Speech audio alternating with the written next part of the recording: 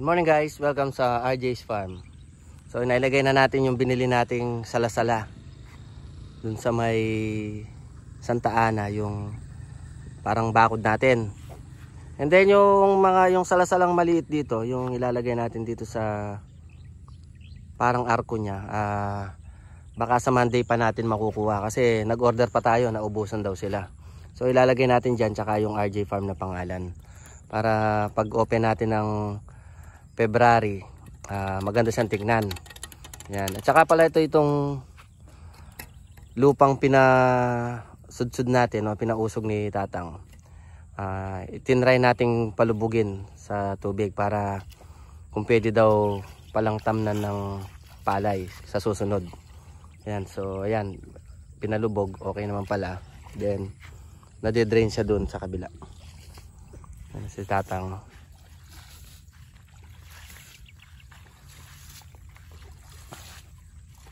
Then tsaka titingnan pala natin yung mga sunflower ni Tatang. Ayan, katatapos lang niya maglagay ng abono, and then para mapabilis yung pagdidilig, ayan, pinalubog na rin niya para mabilis yung pagdidilig na ng mga sunflower. So ayan sila, almost naitanim to, naipunla to nung December 21. Then naitanim sila nailipat sila nung January 3. So almost 2 weeks sila. Ayan na sila.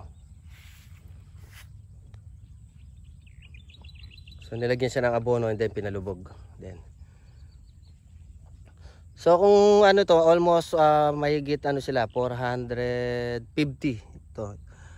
Itong dalawang na yan, 450 more or less. Ayan. So para pag nagbukad ka dyan, tapos magpipicture dito, maganda yung view. Ayan, may bundok araya, tapos may sunflower. Ayan. Tsaka yung mga nandun, iniisip pa namin ni Tatang kung lalagyan ng pipino tsaka kalabasa daw yun, para lang, yung mga ilan lang, para pag yung mga pumupunta rito, nakakakita sila. Tapos yung doon sa may walang bakod na yan, maglilipat tayo nung tanglad or sale dito, ayan, na marami para mabenta. Na-harvest din yun, binebenta rin sa palengke yun, may mga bumibili rin sila. Ayan. So and then ito pa yung mga cosmos natin, ayan, nag-bloom na sila, ang gandang tingnan, no? So sa experience namin, yung cosmos umaabot siya ng 6 months na pwede mo siyang i-trim tapos magbubulaklak ulit. Ayan. So kaya ito yung pinili natin kasi nung naglagay tayo ng sunflower, yung sunflower ang tagal patubuin, tapos wala mang 1 linggo namamatay na siya o natutuyo. Ayan. Then ito pala yung isa pa nating tinanim na dwarf papaya. Ayan, so almost 4 feet. Ayan, nagbubulaklak na rin siya. May bunga na nga rin pala. Ayan. Ito yung nauna, yung nag-survive na dwarf papaya dati. Ayan, so nakakuha na tayo rito ng 2 hinog. And then ayan, continuous na siya. Maghihinog na uli yung nasa baba, nagdidilaw na. So almost 5 feet lang to, nagbubunga na rin. Ito, ang dami dito. Ayan. Pahinog na yung iba, nagdidilaw na siya. Ayan. Ito, meron din dito sa kabila.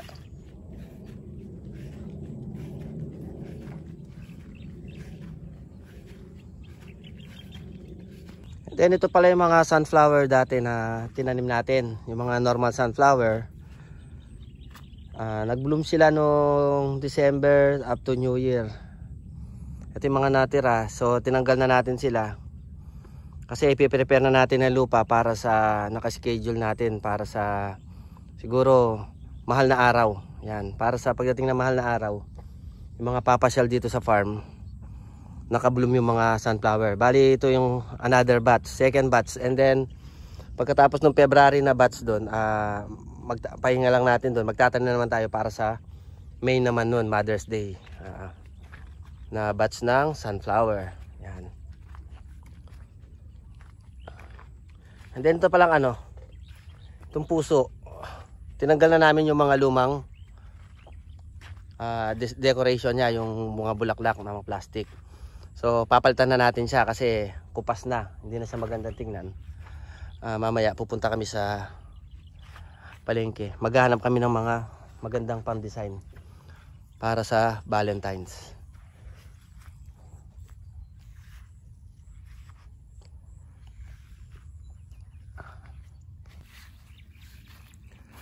Then i-check pala natin yung minarkot natin na mga mulberry. So ang mga minarkot natin dito yung Black Giant at saka yung Austerky. And then nung pinost natin to sa Facebook sa mga group ng mulberry, may bumili na yung apat natin na bali dalawang Black Giant at saka dalawang Austerky. So pipick upin na lang niya to sa next week para in time sa gusto daw niya mag-picking from Taguig pa sila eh. So ito yung mga Austerky natin, yan. So kung gusto niyang ano itong ating Austerky na to, pwedeng almost 3 feet, 4 feet na to eh. Pwedeng 4 feet ang haba nito pag pinutol natin. Ayan, may pahinog siyang. May pahinog na sila, ayan. Saan ba yung pahinog? Ayan, pahinog.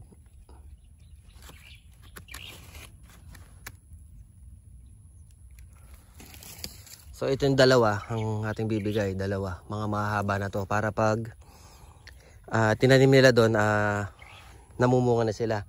And then nagmarkot din ulit tayo dito, ayan, nagmarkot tayo dito sa dalawa, tatlo yung minarkot natin dito na sa Austerky.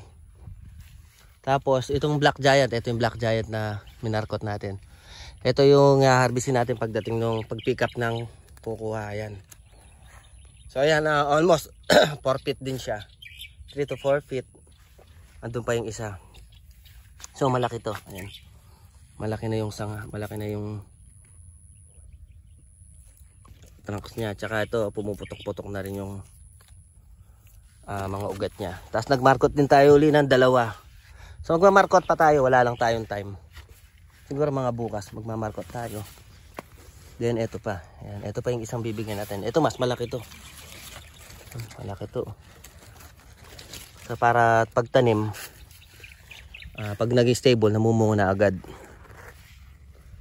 Then check na natin yung almost 3 weeks na mga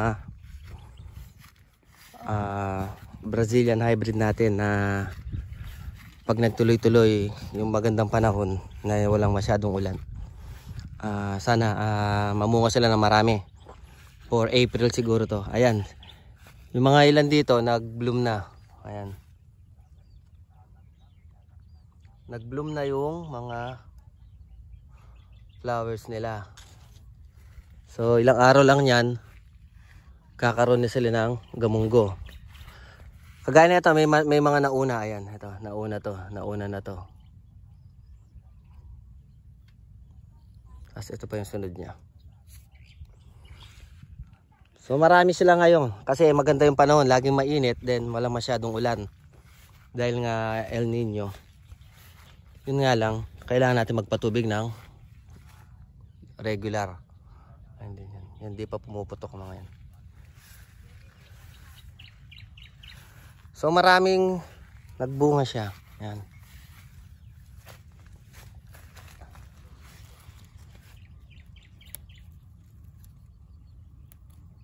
Yan siya. So yung iba natin dito, tinalian natin dito ng straw. Kasi nga, nung isang araw, sobrang lakas ng hangin. So kailangan natin talian para ano, hindi sila mabali o kaya mga tanggal ng hangin. Kasi pag malakas ang hangin, baka malaglag sila, mapagpag ng hangin, mawawala yung mga bunga nila. Tingnan natin to, nakadikit eh.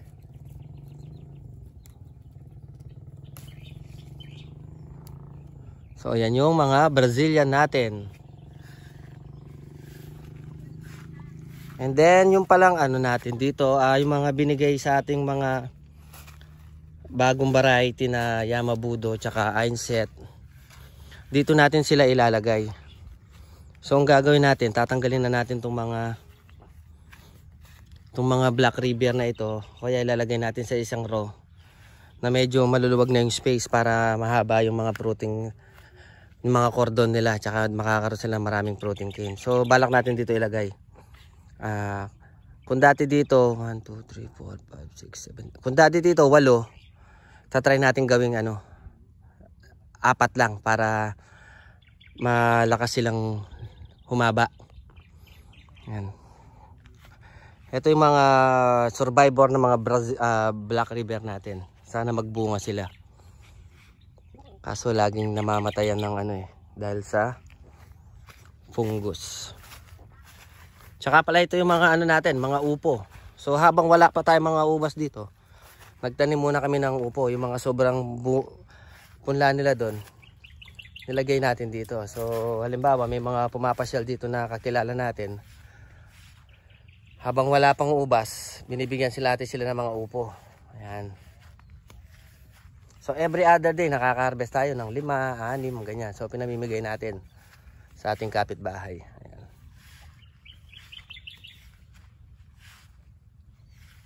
Tapos ito yung Yamabudo, Yamabudo. Tapos ito pala yung payton natin ay galing kay Prince. So ilang buwan na to? Almost 6 months na, ngayon pa lang siya umayos. 4 sila. Ayan, ito ngayon pa lang umayos. Sabi daw to, magaganda to kasi malalaki matibay daw to So matatry natin dito. So ngayon meron tayong 4. 1, 2, 3. Tapos yung isa bansot pa. Ngayon pa lang natin gagawin. Ayan. Ito yung bansot. So yun lang muna yung update natin sa farm. Then abang-abang lang kayo yung update naman natin sa mga sunflower.